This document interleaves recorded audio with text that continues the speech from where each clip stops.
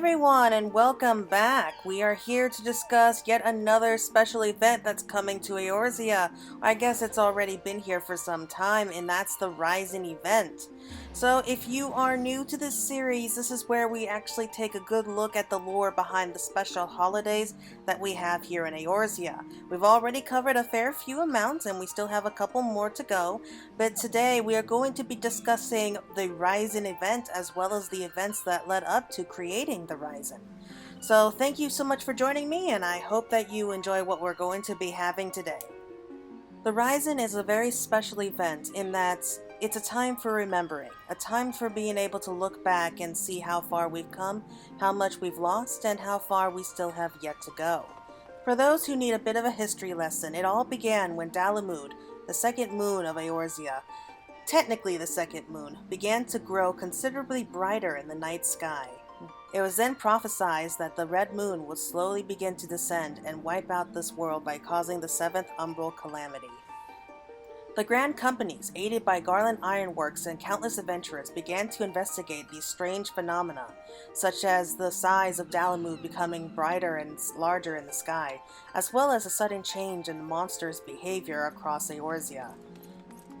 They had learned that the Empire had accumulated a large quantity of ceruleum, and after capturing a handful of Garlean spies, the companies obtained several Magitech components to be analyzed by the Ironworks.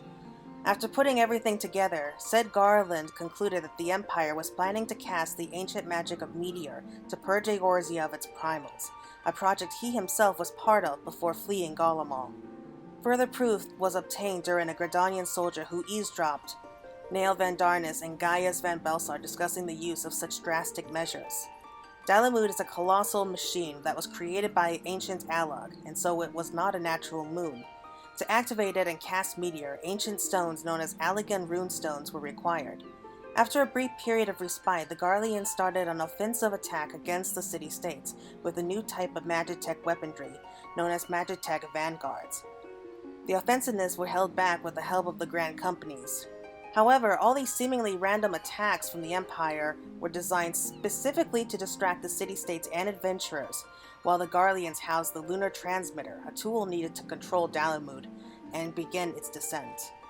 After the three Grand Companies of Eorzea joined together to create the Eorzean Alliance, they assaulted the Castrum Novum, backed up by several adventurers. One such team managed to sneak into the Lunar Transmitter and destroyed the equipment. However, Nail Van Darnus defeated the group, powered up by Dalamud's light, claiming he had no further need for towers. The companies tracked him down to Allegan Ruins and Camp Glory on Riven Road, a patch of floating islands, while Nail beckoned meteorites from Dalamud to rain upon Eorzea. The company's asset for his personal airship, the Enterprise, sending a single group of adventurers to the floating islands for the final confrontation against the Legatus. But even after his defeat, Nail stood up and was bathed in Dalamud's light, losing whatever was left of his mind, until his body became pure energy and disappeared, absorbed by the moon, leaving only his gun halberd behind. The magic glyphs keeping the Riven Road floating were deactivated and the island fell apart. At least not before Sid ended up rescuing the other adventurers. However, the victory was short-lived, for even though the towers in the Lunar Transmitter had been destroyed, Dalamud still continued its descent. Apparently, it had fallen too far to be able to stop now. After discovering that Dalamud was destined to crash upon the Cartano Flats, the three Grand Companies, along with countless adventurers from across Eorzea, gathered together in one last desperate attack to be able to find a way to stop Dalamud.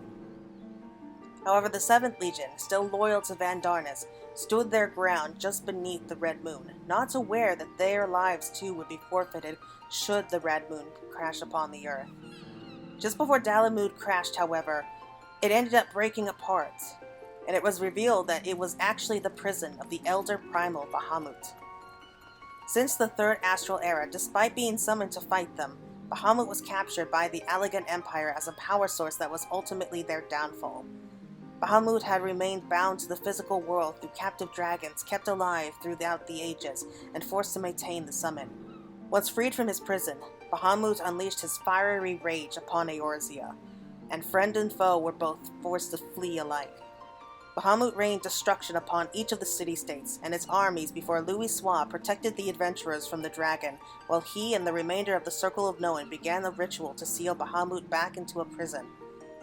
However, the dragon's rage knew no bounds and broke free, forcing Louis to teleport the adventurers to safety, somewhere forward in time, before he too was consumed in the inferno created by Bahamut.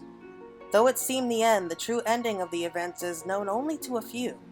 As the inferno consumed Louis, his prayers for Eorzea's rebirth infused him with the ether left over from the failed ritual, and he used that power to mortally damage Bahamut, while restoring life to the razed land.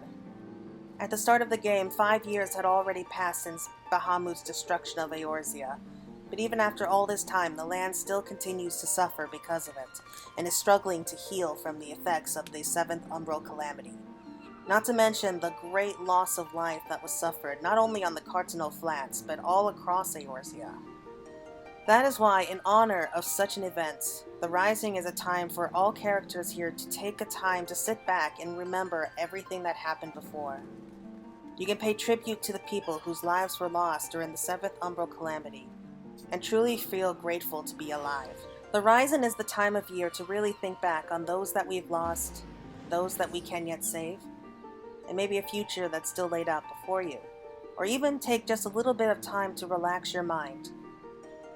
Stray from the real world and maybe to a world that exists outside reality. Could it possibly be a dream? A flight of fancy conjured by a weary mind? Perhaps. Or perhaps not. Anyway, everyone, thank you all so much for watching. I hope that you all enjoyed this special event here. The Rising, unlike many other holidays that we have in Eorzea, is probably the newest of all the holidays, I think.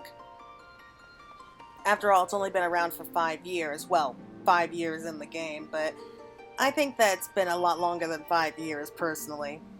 Anyway, that's going to be it for the Rising event. It is almost over, so there's not much time left to be able to complete it if you haven't done it yet. The Rising is probably one of the more special events in that a very special somebody always seems to be making an appearance here. Anyway, once again, this is Fantasy Girl signing out.